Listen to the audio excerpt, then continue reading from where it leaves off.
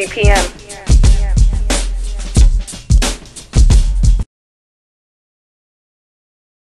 I know you've probably been asked the question a million times, but explain the concept of the messenger.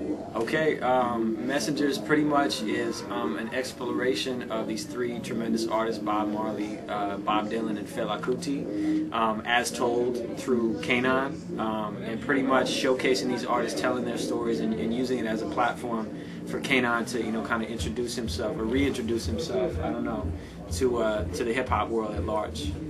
Okay. Who came up with the concept? Or would you say it's a shared concept? Well, coming up with the concept was one thing, but really, the creation of it was another. I had the idea initially for these three artists, but that's a really minor thing to say when you consider the amount of collaborative effort me and J. had on the whole project. He really did make it come alive, and What made you choose the artists that you chose to use? The three of them are, to me, some of the more, like gigantic spirits and musicians who've contributed to how our world as we know it today. Okay. So for me, socially, culturally, and politically and musically, they have all been artists who have impacted our world, whether we are aware of it or not. And so that to me it says a lot. And they just, they just, for me, some of my favorite music in the world has been made by them. Okay. Would you say that what you're actually adding in this collection of something to think about with music, do you think that's missing in music today? Say that again? Would you think that the music that you're actually using, Fela Kuti, Bob Dylan, and Bob Marley, their music is more conscientious? Would you say that's missing in the music today that you listen to? I think it's always there. I just think it's what the general public is shining a light on, and what is getting put up on a platform for everyone to look at. And I think that these artists at various points in time were the most watched, the most paid attention to, and now maybe not so much anymore.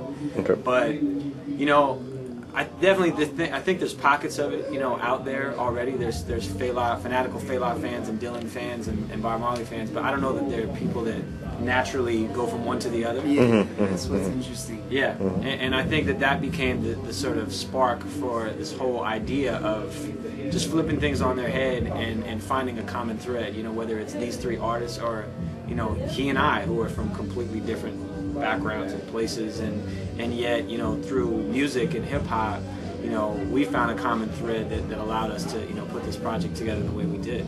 Okay. How did you two actually bump into to even come together to put the project together? Someone on his management team had heard some of my mixtapes, and they approached me about doing something, and then I went, it's actually kind of a funny story. I don't know if you know this, but I was like, I wasn't really having it at first, not because I had even heard his music, but because I was so deep in the Q-Tip project that I couldn't see outside of that. And Tamir was like, no, you gotta come to the studio, you gotta meet this guy, trust me. And I left my Q-Tip zone for a night and went and met him. And by the end of the night, I just was open on this concept that he had of working with these three artists. And to be perfectly honest, the prospect of someone catching me at that moment in my creative process and actually getting me to sign on for another project is almost impossible. Okay. But there was something so compelling about him and about this idea that I had to do it. So that's really how it came together. Okay. Now I know you said today was the release of the Fela Kuti collection. When is the release of the others? Every week this month, we're going to be putting out a different one. So first is Fela, then a week later is Marley, a week after that is Dylan, and then a week after that is the whole thing plus bonus tracks. And what it was really a way to kind of send it to the people that are already fans of these people individually, and then open their minds up to the other artists maybe if they didn't know about them. So the plan is just to blast it out all month long and get it as many places as possible. And where can everybody get it? It's jperiod.com, jperiod.com/KNAAN. All right. I will bother you with more questions, but I know you guys are tired, so I'm going to let y'all be. Thanks. Tell me what you think of the music and everything, bro. I mean, it's amazing. You know what I'm saying? I'm definitely feeling it. I'm definitely enjoying it. It's not outside of the vein of, you know, J Period production. J Period is one of my favorite artists on the mixtape scene, just because of his approach. You know what I'm saying?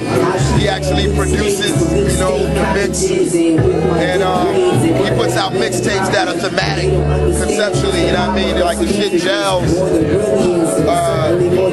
It's kind of actually the anti-mixtape. Like a mixtape is supposed to be, you know, so, you know, vary so much. But you know, Jay runs with like a concept, and he'll do that whole thing for the whole, you know, installment. You know what I mean?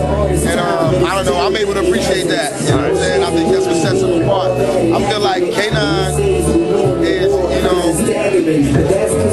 he's holding his. You know what I'm saying? Like it's a great company, of great lyricists, vocalists, and you know, like legends. You know what I mean? These are messengers. You know, and I feel like K9's message is equally as important. You know what I mean? As you know, the message of Bob Marley when Bob was around, the message of, you know, Fela when Fela was around, and you know, Dylan, you know, all the same. So I'm feeling it. All right, all right. Thanks a lot, bro. All right. GPM.